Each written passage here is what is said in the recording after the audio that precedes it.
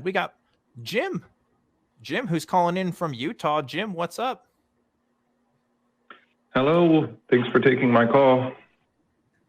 Yeah, of course. How can we help? I've been wanting to talk about this with somebody for a while, and Okay.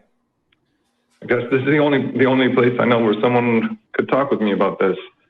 I'm wondering how you would feel about a class in schools teaching about religion and atheism.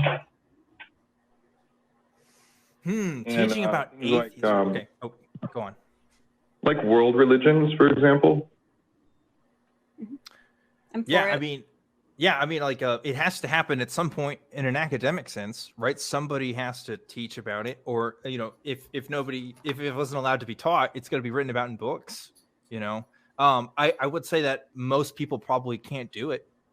Even people that are really well versed in it. I think there's always inherently going to be a bias. I think if I taught a world religions class, it'd probably be biased. I think I try my best, but that's probably a factor that has to be made or considered in this stuff, right? So I don't know. Do you have specific thoughts about it, Jim? Do you think it shouldn't be a thing?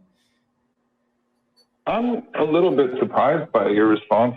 Actually, I thought that you would be strongly opposed to that. Why do you say that? I don't know. That's just usually what I hear kind of as a criticism of the atheist community is that they are so against any representation of religion that they wouldn't even want to talk about it, in a school, or they wouldn't want to hear about it.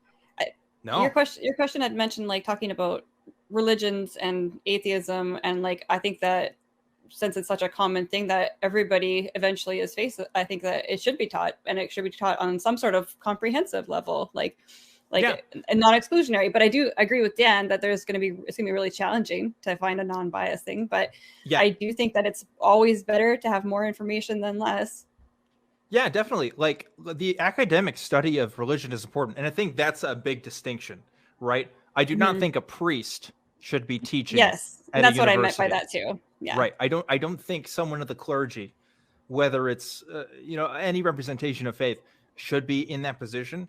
Anybody who's going to be teaching on this should be somebody who is coming in from the outside, from a secular person. Not because I don't think that people who are in the faith wouldn't be knowledgeable, but you're inherently going to have biases. Now, of course, do people of the clergy, can they talk about it in a neutral way? Absolutely. I completely believe that. But like the problem that you have with places like Christian universities in this country is that that bias is going to be so heavy, not only because the professors already believe in, but already the students are already on that kind of side of things, that you're going to get there. Eventually some skewing is going to happen. I'm not saying that all Christian universities are bad and you shouldn't listen to their perspective, but it should be suspect on some level. I mean, it just has to happen. And yeah, I mean, I suppose that's true for, a secular person as well. Like I said, I think that I would be inherently biased to some degree. I think I would try my best to minimize it, but I would rather it be a secular person coming from an outside from looking at. When you talk about the qualifications, I mean, I don't think that it would be very practical to say, like, for example, like a Christian could not teach about that. But have you seen the books from McGraw-Hill where they'll have like an expert opinion from like two communities, and then you read an essay from each community? So you could maybe like when looking into Christianity, you could get an expert opinion from a clergyman as one essay, and then another essay as like an expert opinion from an atheist, and people could kind of like get their different ideas from different parts of the Bible and hear like combating opinions on different parts of the Bible, and then kind of inform themselves and make their own decision about what to think. Yeah, I think I wouldn't be opposed to that either. Yeah, I wouldn't be opposed to that. I guess, now that I'm thinking about it, I think here's where I make the distinction. I actually wouldn't have a problem with somebody teaching theology. If a priest wants to teach about theology and what the systemic beliefs, like what that actually looks like, I'm actually okay with. I think what happens is when you talk about elements of historical narrative, in other words, the actual influence of that religion, what groups of people in that religion have done on the world, I think may cause some suspect. I think contributions to science and perspectives on science can also cause to be suspect in some cases, because you might have a creationist element in their, occasion. Obviously, like I think people like I knew some folks at Baylor University who, they got some messages leaked from some professors who didn't work in the biology department, but worked in other departments, who admitted that they didn't believe in evolution, right? And that's, on an academic level, that's really concerning. And Baylor's not like a cheap school. It's a very expensive school. People are getting a very expensive education. Now, obviously, those people aren't teaching evolution, so maybe that doesn't actually matter on some level because, well, that's not their coursework. But there's a culture there, right? And it's like, I feel like you guys should all be on the same page when it comes to like that kind of science. I don't know. Maybe. What do you think, Jim? It's hard to disagree with evolution. I feel, well, the other thing I wanted to talk about was, I've talked to a few people kind of like not on a show or anything, but just like face to face about this, maybe go to a bar and talk to people. And I feel like the usefulness of the stories in different religions, and not even just the stories, but more of the archetypes and the characters are very beneficial, like to cognitive development and like interacting with culture and the world. I mean, like, for example, like the story of Hercules was a story like I really enjoyed, and it like helped me with some things in my life. Or, just it was just a great story, or Perseus, or I don't know, like Samson and Delilah, and, I think you can, all these stories.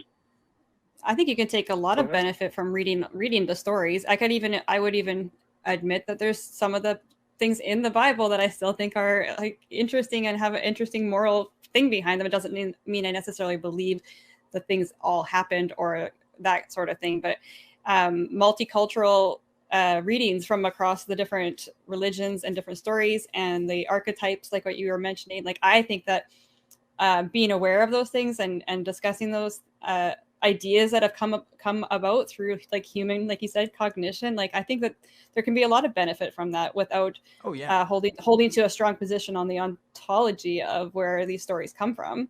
Is that kind of what you're saying? Like I think that there's a great value in understanding the stories, and finding inspiration from them too. That's definitely like the main theme, but what I'm trying to get at is that I will encounter people, and it typically is like an atheist person where I'll say, like I think the creator God is like a useful archetype. And the story is okay to teach children, but it's better to like put it in a context like this is a fiction. This is a fiction, right? And but to tell the story anyway. And they're like, no, that's a slippery slope, and they're going to end up in these like crazy communities, and you shouldn't teach them that at all. And in any context except just like stay away from it, like I'm sorry you've had that encounters. I was going to say, I don't agree with that at all. I don't agree with that either. Jim, just this week I was listening to some college lectures on the Bible, and I'm an atheist. And the reason I did this is because I'm fascinated by the text because of the implications of its mythos, because of the stories that it tells, how it does affect the cultural psyche, and how it ultimately influences theology and thus history itself. The influence of those ideas on our culture is fascinating to me. I was just listening to a lecture on the book of Job. The book of Job has been the basis for a lot of people's conceptions of the problem of evil and how to solve that. And when you have an idea of how to solve the problem of evil, in other words, why someone should be good or what is the cause of wrong in this world and how you should respond to that, that's a powerful thing. Stories are powerful. And I will, to give the polytheist community perspective as well, I have several friends in that. I think that they tend to emphasize that a lot. They tend to emphasize the mythos and the power of that in those communities. And I think that that's totally legitimate. And I'd love for more academic institutions to talk about the history of those ideas, but not as literal fact. In other words, talking about the history of the idea of sin versus saying you're a sinful person, those are two different things, right? Like and saying you should respond to this idea in a way that should personally, like, you know, I think, yeah. Mm-hmm. In society. Yeah, no. Well, it's rarely very, well, yeah. It's not useful. So a sin concept, I think, is ultimately harmful because it does say that you have to be redeemed through an external source, and that certain actions are bad, even though I don't personally think they're bad, and a lot of people wouldn't think they're bad because of, you know, you can talk about that all day, but yeah, it's useful to. Our leg is killing us. No, go ahead. Yeah, it is. Yeah, there's some lag. Oh, go ahead. You go ahead. Mm-hmm. Okay, I was just gonna say that I'm very curious about like how far back these stories stretch. You know, like even like outside of the Bible, but just with the oldest stories that we have. And some of these stories, like some stories, they seem like they're like, for example, stories about catching a really big fish. You know, and you wonder, just kind of like it's a natural instinct to protect your eyes in a fight. Like it's a natural instinct to hear about catching a big fish and just, or I don't know, I mean, maybe not if you're a vegetarian, but, you know, like, you know, finding like this big treasure trove of something and just getting really like excited about that. And there are other things like that too, like with anthropomorphism. I probably said that wrong. If I could just like flip a switch in my head and turn that on, I'd probably do that like 5 times a day, because it's such a wait. What do you mean flip a feeling to kind of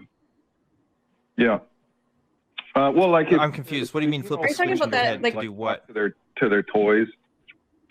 What's that? Oh, okay, gotcha. You mean talking to animals? Yeah. As you would a person. Oh, okay. Yeah, or like just inanimate objects, just like, you know, if I could just lay in my room and like have a conversation with the ceiling, obviously that would be better than watching the paint dry. I think that all the stories. The only way to really experience that is to be like exhausted or really excited, like exercising a lot or getting into a trance or something. You know, outside of like a dream state, you're not going to really experience that. Interesting. Okay, but so I mean, obviously, why people meditate. I think I get what you're saying. I think that like I can see a lot of appreciation for all the stories in our histories, and I think that it's like amazing to read them and to try to get inside the heads of these people who lived thousands of years before us, because you actually have a bit of a glimpse into the experience of what their life was like and what was important and how they were, you know, reasoning their way through the. I mean, a lot of them had a lot more dire circumstances than what we have.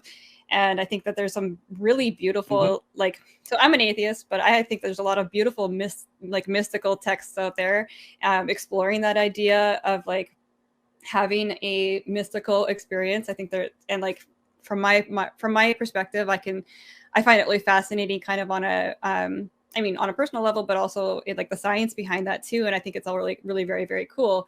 And I think that if you have that ability to take that kind of inspiration from these texts, I mean, like, I think that's great. I think that that's really cool that you can have that appreciation for these texts. And I don't think that, I'm getting the impression anyway, that you're not going to take these texts and then go try to control somebody else's life or their body or choices or anything like that based on how you feel about a text that you're reading. So I'm seeing it as like a very a good thing.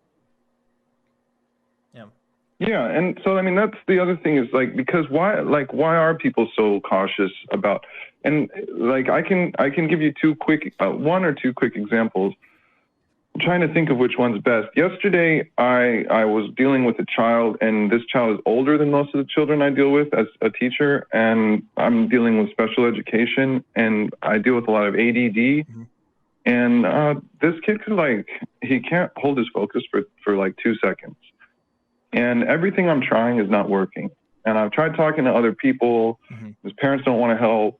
And I really, really like my students. So it's very emotional. And just talking about it, I want to tear up, and I could break down and cry just thinking about it, you know? And anytime like something like that comes up, or something like maybe all we need is more willpower. Like if I could get one thing from God, it would be like more willpower. If there were a God, that would be like the number one thing I would ask for, because my lack of willpower, I feel, is like the biggest limitation in my life, right? And anytime there's like some incredible concept like that, I want to write it down and I want to save it and I want to be able to get in touch with it again. And I feel like with respect to like your other caller, you know, when I hear people that are talking in these like really like, I don't know, kind of like obsessive ways, like he kept using lots of adverbs. I feel like it's kind of like a vow of silence, you know, or something, where they've made this promise to talk in like a very specific way, and they're trying to get in touch with some kind of feeling, maybe, you know. But I mean, where does it like cross the line from just getting in touch with your emotions to like becoming some kind of a madness? It's interesting. You know, I, as a Christian, I did relate to a lot of the narratives told, because like Christians, you're supposed to do that. You're supposed to relate. If you're doubting the faith, you're supposed to go to the part about doubting Thomas, right? If you are really headstrong about the faith, you're supposed to point to Peter. You know, like there are these archetypes that are present in those narratives, and there's like, because ultimately there is an ideology that wants to be taught there, and that is that. Sorry, Jim, I couldn't hear you there. You broke up. I would look at Thomas as like one of the best books of the Bible, so that really surprises me. Well, there is no book of Thomas, but there's the story of Thomas within the Gospels, right? Yeah, I'm talking about. Dan, you're probably referring to like the doubting Thomas, and Jim, you're probably referring to like the Gospel of Thomas.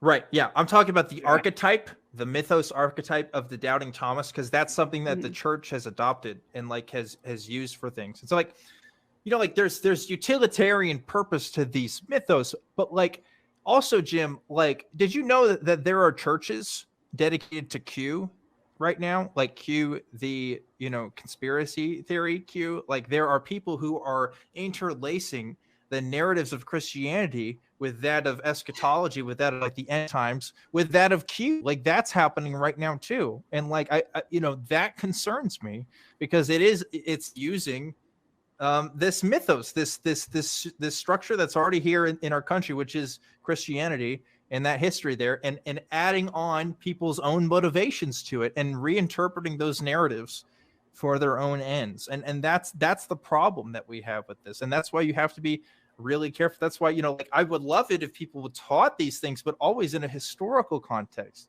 always in an academic sense. I'm not comfortable with, I wouldn't be comfortable with a priest telling my kids about the Bible. I would be more comfortable with a professor doing it, just because there's just a removal there, right? There's just a bit of a removal there for, you know, motivations there. And like and when Erin's going to talk to her kids about Jesus, it's not going to be from the point of view that this is the savior of mankind and that you have to do whatever he says and follow that specific, you know, ideology. It's going to be from, well, there was this guy who lived a couple thousand years ago, and he said some stuff and did some stuff. You know, it's different. It's different. But. Yeah, framing it more from like, this is what Christianity is, and this is kind of where their beliefs are. This is kind of the common beliefs, and this is what Islam is, and what their kind of common beliefs are. And I'm not going to get all of it right, but like, yeah, from taking it from a step back. But. Right. Anyway, Jim, we've got some other callers we got to get to, but I'm going to let you go. But thanks so much for your call. It was certainly an interesting one. I hope you have a good time. Yeah, I feel like there's Erin, you dig into more. were going to say something. Sorry. Oh, I'm sorry. Yeah. No, I was going to say that call, it is really interesting, and I feel like there's more we could talk about. So maybe Jim, call back some other time too, because I feel like there's more we could talk about with that. Yeah. You know, this topic is really interesting to me, because I think Jim is correct in that atheists, at least in the communities I see, don't talk about it as much as I'd like to see. In fact, this is a big reason why Jordan Peterson is really popular, right? And Jordan Peterson is problematic as all hell, but people really like him because this is how he talks about Christianity. He talks about these meta narratives and these narratives that drive these cultural forces that have historically, like brought us to where we are today. Like there is a power in that. There is, like, human beings are ultimately narrative creatures. We view our lives in narratives. We view other people's lives in narratives. We build those stories, and that helps us navigate the world. Is it an entirely scientific process of knowing things? Is it the best way of knowing things? No, but it's one of the ways humans do stuff. It's just a function of us, and it's equally problematic as it is sometimes beautiful. But like, there is caution there, to be sure.